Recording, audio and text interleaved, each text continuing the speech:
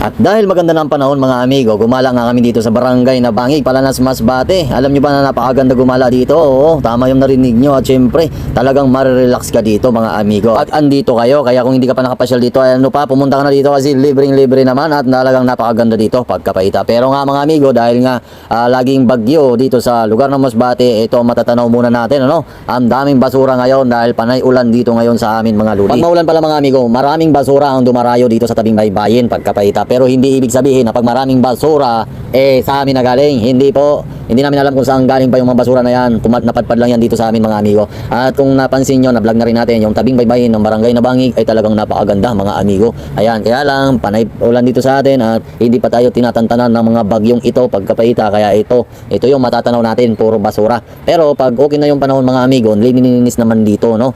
Yung mga ano natin, mga opisyal, mga barangay opisyal, nililinis itong area dito kasi ang napakaganda ng area dito mga amigo at magandang maligo dito. Sa ngayon hindi pa nililinis mga amigo kasi ang dami pang bagyo na paparating pagkapaita. Pero pag nawala na itong bagyo na to, nako, yan, pasyal kayo dito. Pag magandang panahon talagang mapapasabi nyo na parang nasa Palawan kayo pagkapaita. So shoutout na lang sa mga taga barangay na Bangig, Palanas, Masbate, ano?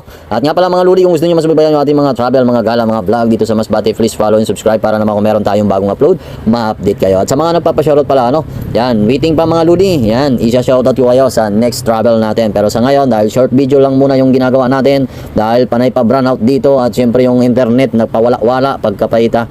So hindi pa tayo nakakapag-upload ng maayos sa ating mga travel. Pero sana makapagantay kayo at huwag nyo kalimutan na i-share yung ating video para naman makita ng ating mga babayang Masbate nyo yung lugar kung saan sila isinila. So paano? Hanggang dito na lang yung ating video. Pagkapaita ko.